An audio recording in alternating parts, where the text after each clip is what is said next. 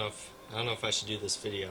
So I get that this video is probably going to be a little bit controversial, especially considering by the title, and I get that. But hear me out. As your friend, I gotta be honest with you guys about this type of stuff. Sing a song just for you, 'cause you're my special friend. Special friend.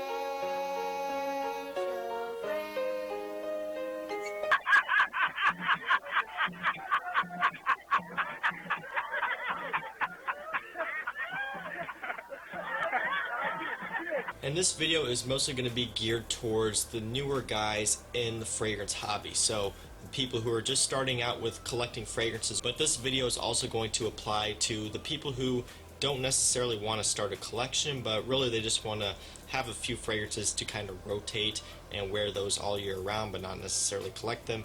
This video is going to apply to you as well. And what I'm going to be talking about today essentially is quality over quantity. So one of the mistakes I feel like a lot of people make when they're first starting out is buying an overabundance of cheap fragrances. And just to get this completely out of the way up front, 100% full disclosure here, I like cheap fragrances. Disclosure here, I like cheap fragrances. Disclosure here, I like cheap fragrances. Disclosure here, I like cheap fragrances. I've included a number of them in my fragrance lists. I do own a number of them as well.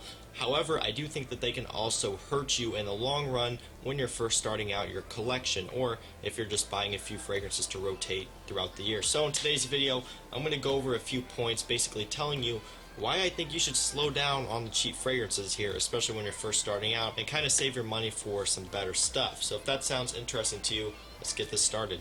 And really quickly here before we get started, I have recently created a second channel, and that's basically going to be talking about how to grow your YouTube channel. So anyone out there wanting to start a fragrance channel, you can watch the videos over there. Also just kind of some e-commerce and some online business type of stuff. It's all going to be on that channel, so it's a little bit different content for you guys. I do get a lot of questions on that type of thing and starting a YouTube channel and becoming a fragrance reviewer, and that's stuff that I'm going to cover on that channel. So again, second link in the description, go subscribe to that. So the first point I want to make here when it comes to, buying an overabundance of cheap fragrances is you cannot resell them.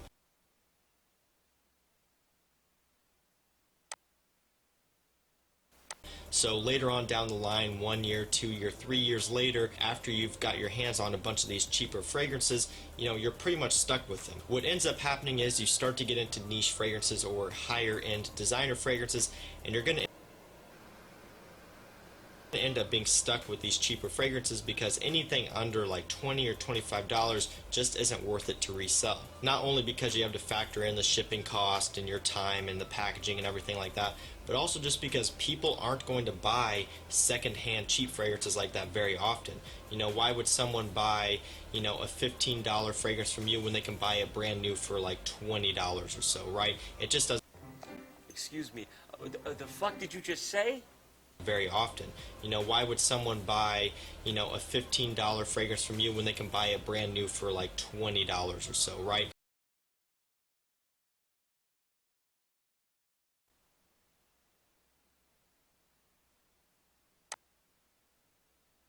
Doesn't make sense, especially if the fragrance is used quite a bit. They would just rather go and buy the brand new fragrance. Even though it is a cheap fragrance, they would still rather just go to FragranceNet and buy the fragrance brand new, or go to chaosfragrances.com and buy the fragrance brand new.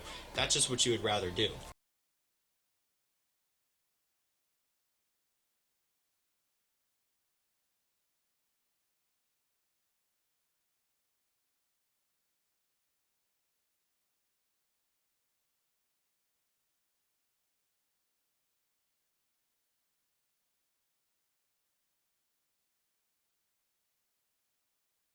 Sing a song just for you, 'cause you're my special friend. Special friend.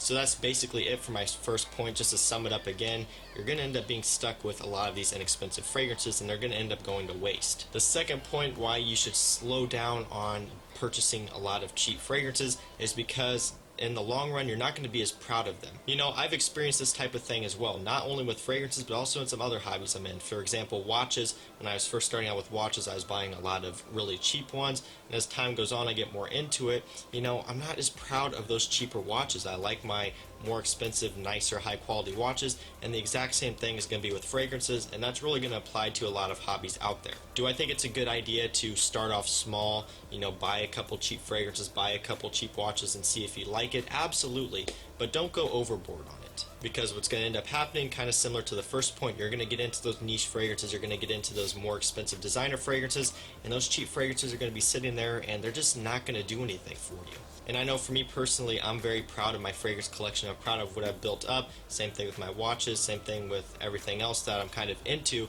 You know, I want to be proud of it. And that's just kind of something where when you have those cheaper fragrances sitting there, you're just not going to be as proud of them. And again, you know, when it comes to fragrances and stuff like that, the price of them isn't everything, right? But generally, when you're building a collection, that's something that's going to matter to you. Starting out with collecting fragrances, but this video is also going to apply to the people who don't necessarily want to start a collection, but really they just want to have a few fragrances to kind of rotate and wear those all year round, but not necessarily collect them. This video is proud of them. And again, you know, when it comes to fragrances and stuff like that, the price of them isn't everything, right? But generally, when you're building a collection, that's something that's going to matter to you.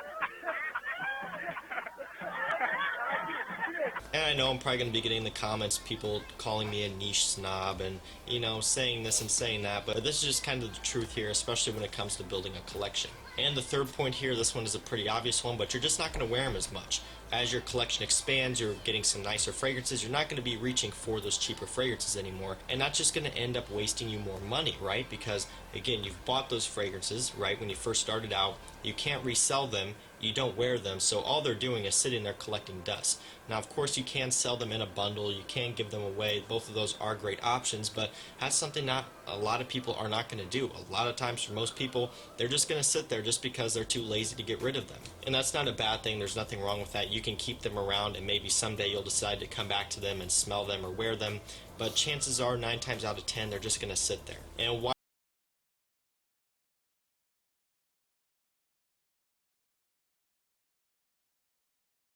spend $20 on 4 fragrances when you could just save that money and take that $80 and buy a nicer fragrance that you're actually going to wear, whereas those 4 fragrances that you spent that money on is just going to sit there. So that's just kind of something you have to think about in your head. And again, I know it's hard when you're first starting out. You want to just buy a bunch of stuff because you see everyone else with big collections, and you know, that's the same thing I did. I started out very strong, buying a lot of stuff just because it was addicting and it was fun. But again, over time, I ended up really regretting it when I was stuck with a lot of these fragrances that I didn't wear, that I didn't really like, and that I wasn't proud of. So I want to bring this up again because I can't stress this enough, but it really is quality over quantity. You want to build something that you're proud of. You know, you see a lot of other fragrance reviewers and people on the Facebook groups and forums with big collections, and you want to but over time, if you start to become a bit of an enthusiast, a collector, that's something that you're going to want to look for. We all love that, but over time that's going to start to go away. And to be completely honest with you here, this kind of applies not only to buying cheap fragrances, but to just buying even expensive fragrances as well. This kind of applies not only to buying cheap fragrances, but to just buying even expensive fragrances as well. This kind of applies not only to buying cheap fragrances, but to just buying even expensive fragrances as well. Now you see now, you done fucked up, you know that, don't you? I said, what I'm saying? No, I thought. That's what I'm saying, that you done fucked up now, you know that, don't you?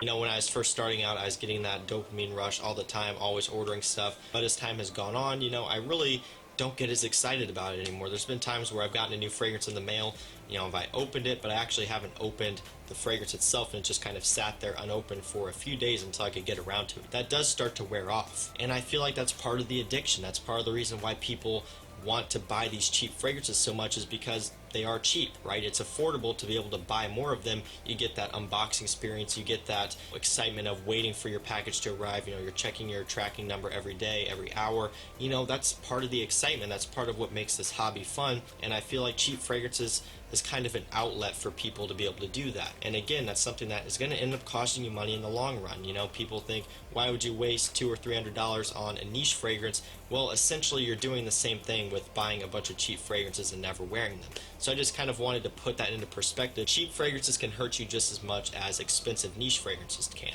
So the cheap fragrances can hurt you just as much as expensive niche fragrances can. So the cheap fragrances can hurt you just as much as expensive niche fragrances can. So the cheap fragrances can hurt you just as much as expensive niche fragrances can. So Now you fucked up. Now you fucked up. Now you fucked up. You have fucked up now. Now you fucked up. Now you fucked up. Now you fucked up. Now you fucked up. Now you fucked up. Now you see now, you done fucked up, you know that, don't you? I See what I'm saying? no, I thought, That's what I'm saying, that you done fucked up now, you know that, don't you?